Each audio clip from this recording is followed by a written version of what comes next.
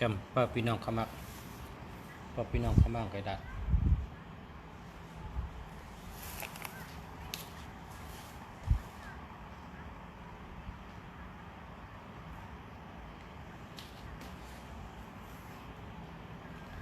มาอยากะมาอยากะ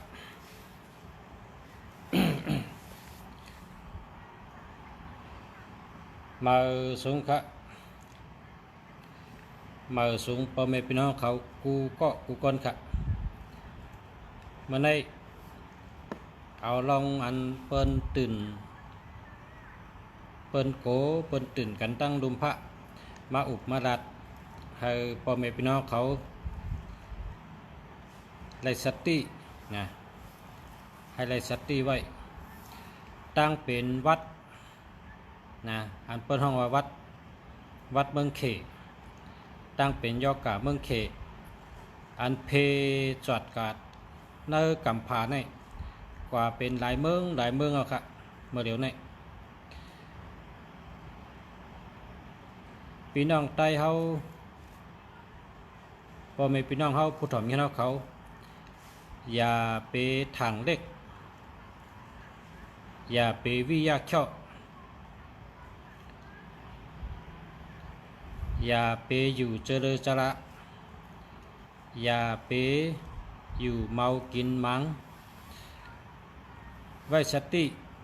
นะไว้สติวิริยะหมออยู่หมอกินหมอกว่าหมอไปหมอสติโตหังเผอหังมันกะเปิ้นเป็นนำหนาเย้าขายเย้าเมื่อในก็ ไล่อุบจอมภูมิตังหูมันเจ้าก็ว่า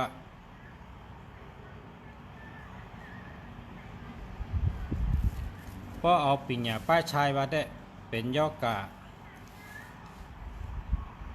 ะอันท่าทายนักกลกัดแขนเขามีตั้งคัดเจอว่าธรรมชาติเนี่ยตั้งกลเนี่ยพาเลยเด็กแก่เลยพาพอเอาตั้งป้ายชายเขาว่าแต่จากนั้นก็มี3 เมืองมาเดี๋ยวนี้มี3 เมืองออกมาลาดว่าคัดเจอผู้อิยามัน3 ตัวเนี่ยมีอยู่3 เมืองนะในเมืองนั้นใน3 เมืองก็เฮ็ดอิยามันขยะนะก้อยกะตาเตเฮ็ดออกมาอิยานั้นเมื่อเดี๋ยวในตึกตึกอ่องตึกมานแกปนเป็นนั่นเฉพาะเป็นนำไหนอะค่ะก็เพราะฉะนั้นยอกกามันกว่านำไหนอะเฮาเลยสติกันกูกลเมื่อกูปอกในเป็นในเมืองเขนะเป็นในเมืองเขกำในเมื่อในค่ะเมื่อในวันเมื่อในค่ะเมื่อในวันที่19 3 เดือน2 แห่งเศร้ากันเนาะเมื่อในวันที่เมื่อในนะข่าวเมื่อในค่ะเมื่อในตีเมืองมีคาเตเอาลัดเตเมืองเดียวกันเพราะว่าลัดกูเมืองในมันนำนะมันนำมีกูเมืองอันติมไปมีในมี2 เมืองมีในเมืองใต้เฮาอำนั้นก็เป็นห้องว่าเมืองโฮมตุ้มป้าหมานะเมืองโฮมตุ้มพม่านั่นนะอันนั้นและตั้งเมืองลาว2 เมืองนะครับเมืองโฮมตุ้มพม่าตั้งเมืองโฮมตุ้มตั้งเมืองโฮมตุ้มมานตั้งเมืองลาว2 เมืองนั่นได้ไปปานในจรางมันพอเหลือเสียเจ้านั้นได้มันเป็นนำไหนอะนะใกล้กับหมางเมืองก็เป็น1 อิฐ 1 ออดหมางเมืองก็เป็นน้ำในเมืองไทยได้อันน้ำมีตีเมืองเกาะที่เป็นน้ำมันก็เมื่อใดก็ออกมาเมืองเกาะมีหลายเกาะนะ มี2 ปากไปแล้วก็เกียงใหม่มี7เกาะแล้วก็อันดีโกให้เปิ้นนะรัดอันดีนำเลยเปิ้นกะในเมื่อในวันเดียวในกุศลางก้นอันตีตายยาวกว่าเยอะนะก้นอันตายยาวกว่าตั้งแต่ยังเป็นมาให้ต่อถึงเมื่อในตายยาว3 ปาก45เกาะในเมืองอิตาลีครับในเมืองอิตาลีเมืองเดียวกันครับเมื่อในเขาลาดออกมาว่าก้นเป็นยาวกะวัดจังไหนเนี่ยวัดเมืองเขเนี่ยตายกว่ายาว3 ปาก45เกาะซ้ำอันดีตกใจหรือนั่นซ้ำในเมืองอิตาลีก้นเป็นยาวกะเมียวนั่นเป็นยาวกะวัดเนี่ยมีอยู่41,000 เกาะนะอันในเมืองเดียวกัน41,000 เกาะ41,000 เหงเกาะในเมืองอิตาลีเมืองเดียวกัน41,000 เหงเกาะอันในซ้ำลิโกนะเมื่อในมีซึกอิตาลีตายกับ92เกาะเหี่ยวก็ตากาซึก11กันเอากับพังต่างตีค่ะตีป่าเหี่ยวในเมืองเนี่ยมันจังพังมันจังเผาได้เอากับเผาทางตีข้างก้อยตากา11กันมีซึก92เกาะเลยตายกะอันในตีเมืองอิตาลีค่ะเนาะในเมืองอิตาลีกำในเคเซวุนเคภายป้ายมอยาภายอยู่ดีเคเขารายกาฮอตเมืองอิตาลีกว่าด้วยว่าเฮ็ดสังไรมันตายน้ำเฮ็ดสังไรมันเป็นน้ำนะเซวุนเคเขาป้ายอยู่ดีเคเขารายกาลาดว่าเมืองอิตาลีในเขาสัตตี้นะครับคำสัตตี้กินเหล้าแว่งกันนะกินเหล้าแว่งกันกินข้าวแว่งกันเนื้อแสงเต็มลงกะตั้งวันตั้งเมืองเพราะเป็นเจ้านั้นเนี่ยย่อกาได้มันจับกันง่ายครับมันจับกันง่ายแล้วก็ป้องจับมาก็มันตายนะตายไว้นะอันในตีเมืองอิตาลีนะไล่ตายกะเมื่อใน3 ปาก45ก็ยอก็เป็นยอกาไว้อยู่41,000 เหงก็ฮาว่าในเมืองไต้เฮาและตั้งเมืองมานและตั้งเมืองลาวฉะนั้นไปเป็นไปป้าในข่าวอันเปิ้นเป็นนั่นเต็มไปป้าเชตาก็หลุไลอ่อนกันสัตติวิริยะอย่าไปกว่าตีก้นน้ำอย่าไปกว่าเหลเฮิรนเปิ้นอย่าไปปันเปิ้นมานอนเฮ็ดแขกเพราะว่าแขกลูกต่างตี4แลนมาอย่าไปปันนอนเหนือเฮิรนเขาก็นอนจอมเฮตินะตีเลยแคมจอมสึ่ง5จอมกลางเพิง5จอมตีเลยก็ได้เพราะเขามาย้อนนอนดีฮับแขกลูกเมืองเขมาเย้าก็อย่าไปกว่าเหลเฮิรนเปิ้นอย่าไปกว่าอยู่จู้กันอย่าไปกว่าด้วยก้นตายอันผู้รองผู้ตั้งอย่าไปกว่าด้วยก้นเป็นอันเปิ้นกันด้วยน้ำเย้าก็ป้อหันเปิ้นเป็นวัดปลายไก่ก้นอันเป็นเจ้าไหนได้แต่เป็นข้อเจ็บเหตุใกล้ไอป้องเป็นข้อเจ็บบ้องไอขีด3เนี่ยก็ออกกับจอมเชื่อยอกลางออกกับเมืองไอนะ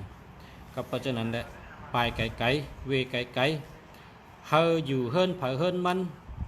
อยู่ตีเผาตีมันมีสังก็หุงกินข้าวกินถั่วเน่าน้ำพิษ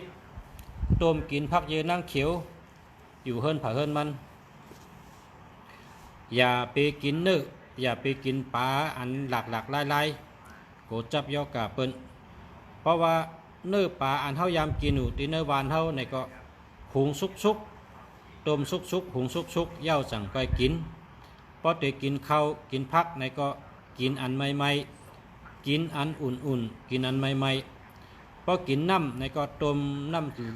ำใหม่ๆต้มน้ำซุปต้มน้ำเดือดใส่กินเหย้าก็ล้างมือใกล้ๆล้างมือในล้างตั้งสับยาล้างแคมๆล้างมดๆเฉยๆตั้งกินโหลได้กินปันกุวัน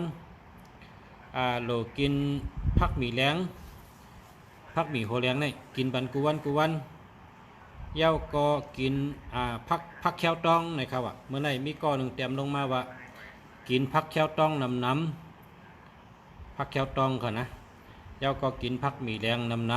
นะ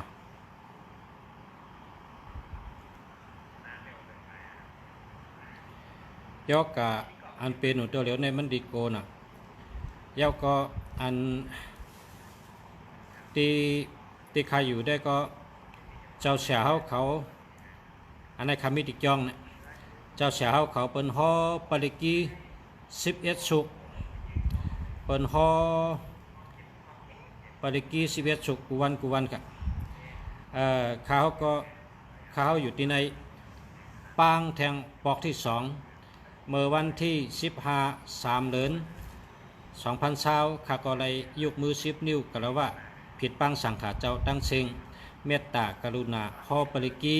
11สุกห่อกูการกูจ้องห่อกูตนกูป้าห่อกูเฮินอันเมื่อในก็ย้อนผิดปังแทงอันในก็ไล่อาจูงค่ะเนาะเฮาคาอ่านที่เฮาคาอยู่ในแต่เฮาคายุ่มย้ำในปอกเฮาคาในแต่มีเผยเป็นค่ะนะมีเผยเป็นก็ปริกีได้หลอดกูวันค่ะตูขาก็หลอดกูวันค่ะปริกี11สุกปริกหลง11สุกในหลอดกูวัน1วันกลางในปอกกลางคำปอกค่ะแล้วก็เจ้าสาวเขาก็หลอดกูวันค่ะปริกี11สุกติจองเฮาขาในปริกี11สุกในกลางในก็หลอดตั้ง11สุกกลางคำก็หลอดตั้ง11สุกค่ะ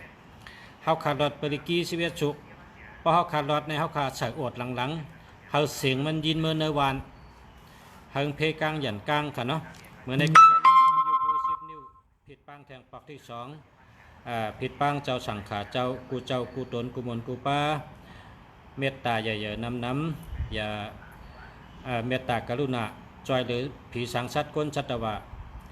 เฮาค้าอันอยู่ในเตอโฮมพระเมตตาเมตสังขารเมตย้อนได้ปึงปรมีเจ้าเขาย้อนเมตตาอย่าน้ำแค้นเตอห่อปริกีปันอย่าไปกึดอย่าไปลีค่ะห่อกูวันค่ะกลางในปอกกลางคำปอกห่อตั้ง11สุกค่ะย้อนห่อตั้ง11สุกค่ะกลางใน1ปอกกลางคำ1ปอกพอห่อในเฮาเสียงยินเมื่อในวานใส่อ่อนหลังค่ะนะติจองเฮาค่ะติเจ้าเสียเฮาติเจ้าเสียเฮาค่ะจ้อง3 ชั้นจ้องปังหูจ้องปังหลงกูกันกูจ้องค่ะอันนี้ค่ะก็ไม่ติจองเฮาค่ะห่อปริกี11สุกปริกหลง11สุกค่ะเนาะห่อกูวันกลางใน1ปอกกลางคำ1ปอกห่อปริกี11สุกเสียก็ส่งเมตตาค่ะเนาะส่งเมตตาเพเมตตาย้อนเธอหลอดละย้อนเธอหลอดสร้างกลางเสฮาเลหลอดล้นป้นเส8 4 เปิง8 4 เปิงค่ะกาบ3 เปิงอาลับ8 8 เปิงยันสุ5 เปิงตาม10 เปิง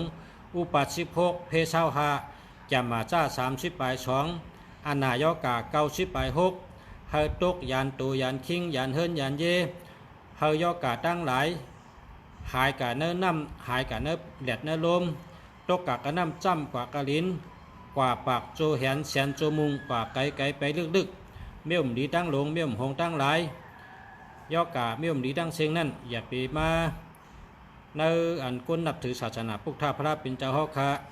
ย้อนปึงปรามีพระเมียตระเมียสังขารเมียเจ้าเขาเมตตาอย่านำเสกำขะห่อปันปริกีเสกำขะเฮาคาเป็นตะกาพระเป็นเจ้าหยุ่มยำพระเป็นเจ้าหยุ่มยำตระต่อเจ้าหยุ่มยำสังขารต่อเจ้าหยุ่มยำกุ้งตะโคยัตนาเจ้าเมีย3 ป้าค่ะปึงอิงเกอร์ดีเต้ค่ะ ย้อนผิดปังฮอปริกีกูจ้องกูจ้องฮอกูตีกูตั้งค่ะฮอปริกีชีวิตสุขค่ะนะอันมีหลายป้าค่ะอันที่ฮู้จักค่ะในรัฐว่าย่อกาได้นะเพราะเป็นก้นเฮ็ดเนี่ยมันอย่าอะไรอยู่นี่ว่าอันไหนมันใจก้นเฮ็ดมันมาย่อกะเปิ้นห้องว่ากาบ3ป้าในว่าเนอปารีวันน่ะนี่ว่ากาบอันตึกกันพันกันกาบอันหิมกันกินดิบกินแดงกับอัน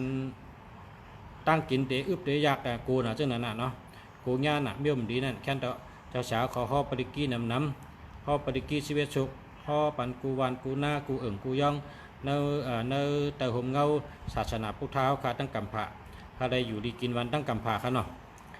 เต็มพีเต็มช้างเต็มชัดเต็มก้นถ้าได้อยู่ดีกินวันก็เย็นแช่มฉะหลอดเพศหลอดยันเพศกลางยันกลางนั่นค่ะ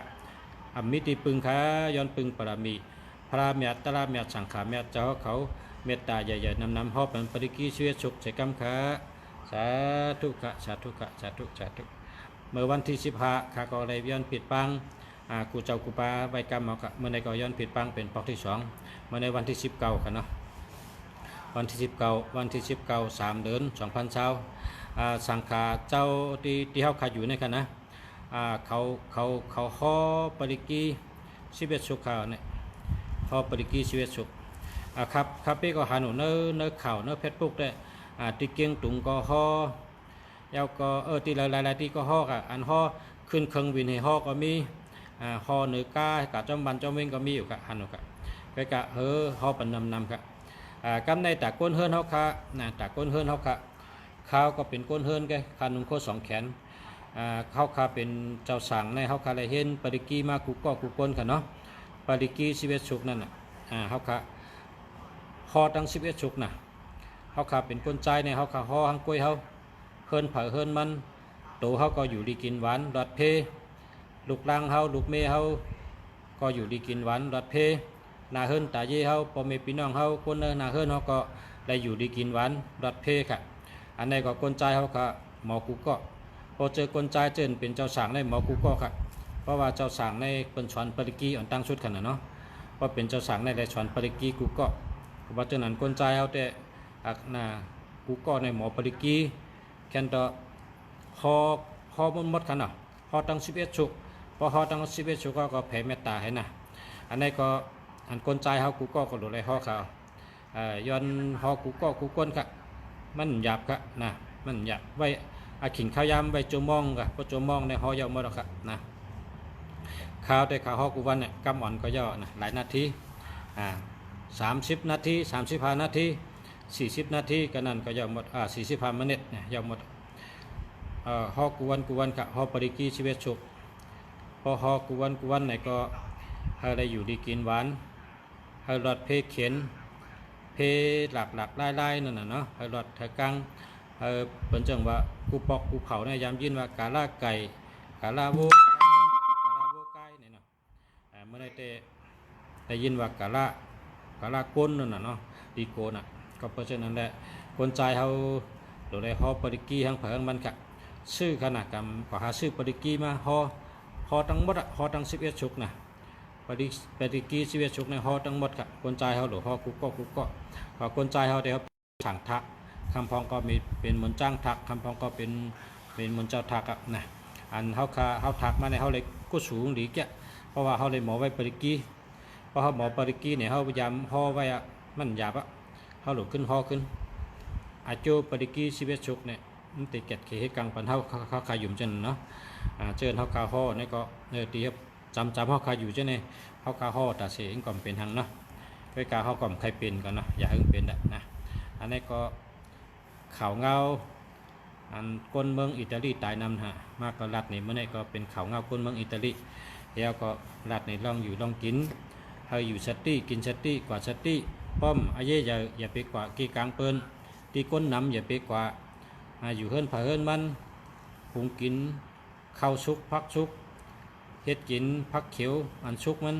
กินอันอุ่นอันไม่มันนะน้ำก็หุงซุกก็กินข้าวก็กินอันอุ่นอันไม่นะใกล้ๆล้างมืออยู่เฮิรมดเสืออย่าไปอยู่จำเปิ้นก้นหลักไล่อ่ำหัวเปิ้นเป็นย่อกะเนาะอย่าไปกว่าตีก้นอันอุ่มกันหลายๆก็อย่าไปกว่าอยู่จำเปิ้น พอเปิ้นมาจำเขาก็สติชุดปลายเฮเห็นไหมแล้วก็ชื่อใส่ผ้าปกอันเป็นปกกุ้งขุลังปกซบนั่นชื่อใส่ไว้หรือเฮกังหังผางมันแล้วก็เพราะว่ากินตั้งกินนี่ก็กินกระเฮือนเฮาน่ะอย่าไปกับกินแว่งกันคนใจเฮาเจิญกินเราเป็นแว่งเป็นบงก็อำหรือแว่งกันหรือวงกันว่าพอเคยกินเราก็ซื้อมากินที่เฮือนห้างผางมันกินที่นั่นกินที่เฮือนเอากินเมาก็นอนห้างผางมันอย่าไปกว่ากินจู้กันก็เพื่อวางเป็นกาบมันเป็นคนตายก็นำคนเป็นก็นำเพราะกินหังก็กินที่เฮือนผาเฮือนมันอยู่เฮือนผาเฮือนมันอยู่สติกว่าสติลองสติเนี่ยมีแต่เสียเราเลยมีสติวิริยะปุณตะอยู่ดีกินวันตัวเก่าปุณตะตัวเก่าเตลอดเพเพราะคนเท่าเป็นซ้ำเตตายเพราะคนหนุ่มเป็นนานตายซ้ำเตเอาเมื่อจับกันปีหอตีเฮิรนเมื่อเพในหอเนื้อเฮิรนให้เนี่ยยอกกาในดิโกเพราะคนหนุ่มก็จับมานานตายคนหนุ่มได้ทำก็จับเนื้อเฮิรนหลายก้อแทงเพราะคนเท่าได้เพราะเปลี่ยนก็ตายคำเดียวเขาว่าคนเท่าเนี่ยแห้งขำมันน้ำคนหนุ่มในแห้งขำเขาเพราะฉะนั้นได้ลองยอกกาอันเปลี่ยนตัวเร็วในเป็นว่าวัดเมืองเขนั่นนะยอกกาวัดเมืองเขยอกกาวัดเขนั่นดิโกพอตัวในเฮ็ดสังแรงเปลี่ยนมาในเมืองเขในเขากินดิบกินปลาก็กินดิบกินดิบในหลายเมลตัวในอันเป็นหนีออกมานั่นเขาซ้ำกินเนื้อหมาเช่นนั้นเนาะเพราะว่าป้อมเฮ็ดชุกในเนื้อสังขยะป้อมชุกในอย่าไปกิน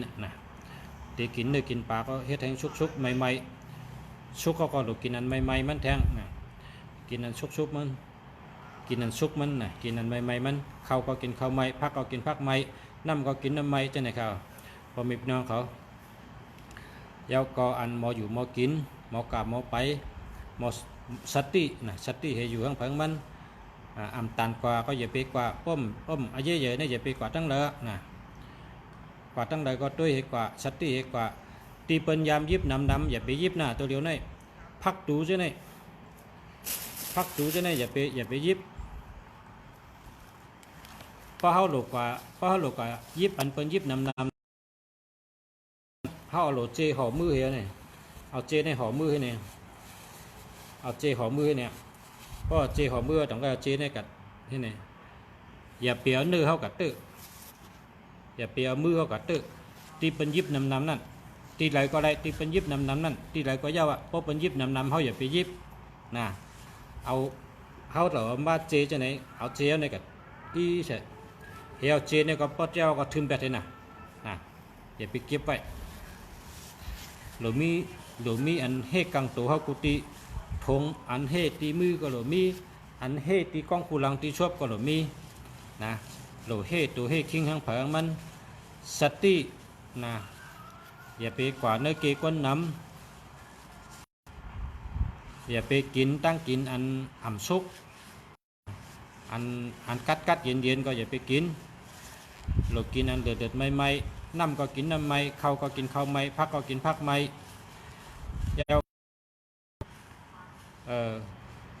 หานอนเจ้าเขาชาวบุญเขาพอหานอนเจ้าเนี่ยแห้งตัวเขาใหญ่แห้งตัวเขาเนี่ยใหญ่พอหานอนเจ้าพอหานอนดึกเนี่ยแห้งตัวเขาใหญ่แห้งห่มใหญ่ก็แห้งห่มใหญ่ก็จับง่ายว่ายกการเนี่ยอันนี้ก็ชาวบุญเขาลัดหมอยาเขาลัดให้นอนเจ้า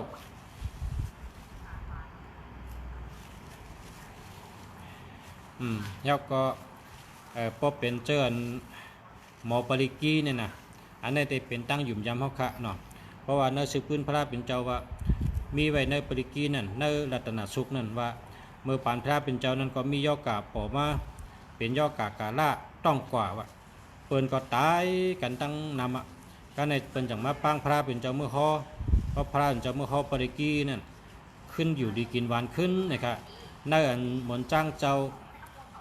าคู่เขมาจาระย่องเป็นกัดบางลงฮอไว้นั่นว่าพอฮอปริกีเนี่ยย่อกากาล่าก็เฮกังเลยย่อกาทุชันกับสามปาเจ้านั้นเฮกังเลยก็เพราะฉะนั้นเขาขาเจริญคนใจได้หมอปริกีก็ฮอหังเผิงมันคนยิงก็ไรคนใจก็ไรห่อไรกูก็ครับปริกีเนี่ยปริกี11 ชุกเนี่ยปริกหลง11 ชุกเนี่ยก็ชื่อมาครับ กะหนึ่งปับก็คือแกมันกะซื้อมาให้มาห่อทองเผิงมันห่อกูวันกลางเหนือห่อปอกหนึ่งพอลุกมากลางคำพอตีนอนห่อหนึ่งปอกห่อให้นอนกำก็ยาวค่ะป้อมยามห่อได้จูมองกะจูมองในห่อยาวหมดพอยามห่อในได้40 นาที45 นาทีในยาวหมดค่ะห่อยาวหมดเหี่ยวก็ตั้งเพเมตตาให้นะส่งเมตตาเพเมตตาเข้าป้ากำเดียวค่ะมันได้ก็ลองไปลาดแล้วกันเนาะพอติลาดรอกันกำเตเป็นพักเราแลมันในเอาลองได้แกเอาลองอันเป็นวัดเหี่ยวแล้วเลยกูน่ะเลยสติน่ะอันเป็นกูกันตั้งกำพาข้าตัวเดียวเนี่ยกูกันตั้งกำพาได้เป็นตั้งเมืองแล้วก็เป็นสัตเป็นกูกันนะพี่น้องใต้เขาก็หลูฮักเจอหลูมออยู่มอกินหลูมอทำข้าวน่ะมีตาเฮอหมอรู้มีหูเฮอหมอถอมเนี่ยจะหาเพิ่นสอนไว้เขาหลูหมอถอมข่าวถอมเงาข่าววานการเมืองลองไปอยู่ดีกูลองหลูหมอถอมนะหลูหมอถอมมาหลูเลยมีปีญาอย่าไปอยู่หลาย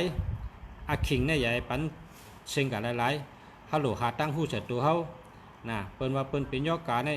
ได้สัตที่จังเหือยอกกานั้นได้ชัดที่จังเหือในฮาได้ฮู้ไว้กันเนาะ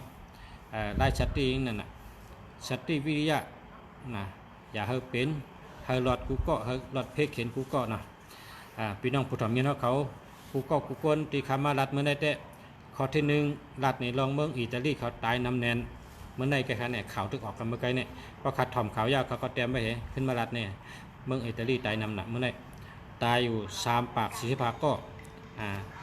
เมื่อในจารางหุบนะยอก็เป็น41,000ก็ปีโกนะยอกันเนี่ยก็ห้ามแทงย้อนผิดป้างแทงเจ้าสังขาเจ้าเฮาห่อปริกีกูกันกูจ้องห่อเฮก็ใส่อดหลังๆนะในตีในเมืองเฮาน่ะในเมืองใต้เฮาน่ะเฮาขายอยู่เมืองหอยเมืองร้อยห่อหลังๆน่ะจ้องปังหูจ้องเสนินจ้องเฮานั่นห่อหลังๆใส่เนื้ออดให้ห่อหลังๆน่ะใส่ออลันตามเหี่ยวห่อกำลังป้อมตันห่อก็ผุยอันเจ้าคู่เขมาจาราดห่อไว้นั้นแคมน่ะอาเอานั่นเนื้อใส่เนื้อแคปจิตี้เหี่ยวก็ผุยทั้งวันก็เลยนั่นป้อมตันห่อก็ผุยติ๊กๆน่ะเอาที่อันเจ้าคู่เขมาจาราเจ้าคู่หลงเขมาจารากันต่อค่ะ กันต่อค่ะอันที่เจ้าคู่ลงเขมาจาราห่อไว้นั่นปริกีชีวสุกนั่นอัดเทียวก็ผุยทั้งวันก็ไรค่ะนะป้อมตันห่อมีเตะค่ะมีในแคปจิตี้ค่ะลูก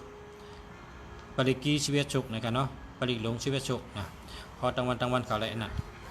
ผุยทั้งวันก็ไรอันเจ้าคู่เขมาจาราห่อไว้เอานั้นแคมหนาวะนะถ่อมติ๊กพอถ่อมติ๊กก็ไรแค่พอเจอหมอห่อก็ห่อติ๊กไงเจอหมอห่อก็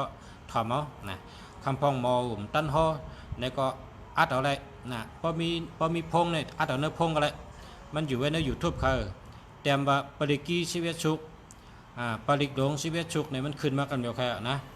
เตี่ยวนั่นน่ะเฮียก็ขึ้นผุยเอาอะไรเขาผุยกูเฮิรนค่ะผุยปริกีกูเฮิรนแล้วก็ผุยไว้จอมด้านผุยไว้จอมที่อยู่ที่เช่าค่ะพอมีพง2-3 ลูกเอาพงผุยเอาอะไรนะผุยกูวันค่ะกลางนากลางค่ำปริกีชีวชุกค่ะนะผุยไว้ให้ได้อยู่ดีกินหวานกูกวนเจ็มชัดเจ็มก้นให้ได้อยู่ดีกินหวานรถเพกเข็นให้รถกับนะย่านชูตั้งเซิงย่านชู5 เปิงตาม10 เปิงอุป16เพศ25จะมาจ้า30 ไปช่องอานายกะ90 ไป6กับ3 ป้าย่านชู5 ป้ากลางเซิงนะให้รถให้กลางเซิงใช้กำค่ะเขาสามเมืองดีเชียงใหม่เขามุงมองสุดต้องเฮอได้อยู่ดีกินหวานกันอายุยืนยาวกันกูกวนค่ะย้อนสู้เฮออยู่ดีมีเงินห่างดีกึกปืนกูกวนค่ะมาสูงค่ะเมื่อไหร่ก็อุบกันได้กันมันแบบไกเอาตังเมียวมาลัดเมื่อไหร่ลัดลองได้กันค่ะมาสูงค่ะ